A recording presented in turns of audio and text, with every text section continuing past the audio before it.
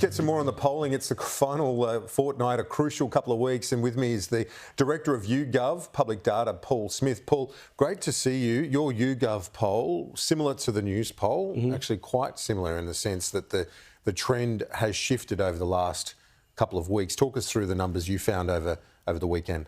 Well, starting from where we were in February, Peter Dutton was in the box seat to win. We did a massive poll. He had almost the right amount of seats to form government, and he had a pathway to victory through outer metropolitan Sydney and Melbourne, where he led. Now we're in a situation which is the complete opposite. We're finding he's behind in outer metropolitan Sydney and Melbourne. The seats he was going to win in the Hunter Valley, he's now gone back to Labor. The whole situation is completely flipped, and it looks like Labor is in front, and more importantly, Peter Dutton's fallen way behind Anthony Albanese as preferred Prime Minister, and specifically the biggest change has been amongst men who now favour Anthony Albanese by +9, when he was -6 before. That's a 15-point change.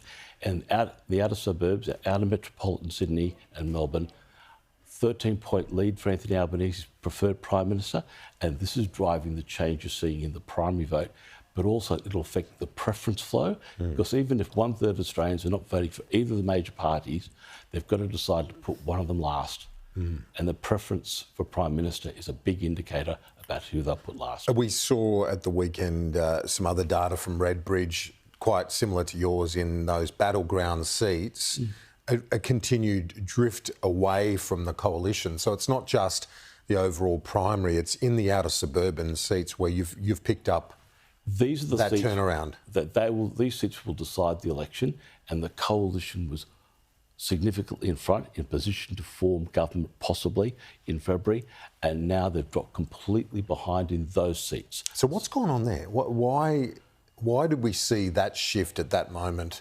Is it when people started to switch on? Yes. What happened was that the moment people started to switch on, literally at the end of February, was also when Peter Dutton and the coalition came out with their work from home policy and cutting back works to the public service. This was received very badly, particularly the work from home. It ate into people's personal lives, and they got concerned and worried about it.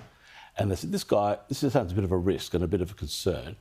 And then, even if they pulled back on it, which they did, they were concerned about other things. They were going, what, do these guys look ready? Do they look...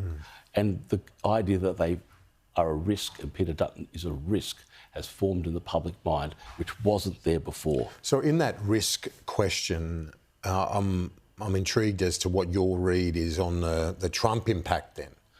See, does one feed into the other? They have, because firstly, those two policies were seen as Trump-style policies. Trump was seen as a major risk to world finances, to trade, to all things that relate to Australia. And people feel they can't afford a risk in uncertain times. And Peter Dutton suddenly appearing as a risk in their eyes has forced this dramatic change. And it's driven it. And the Trump thing has created a real headwind for that, if you like, that has amplified something which would have been perhaps a smaller change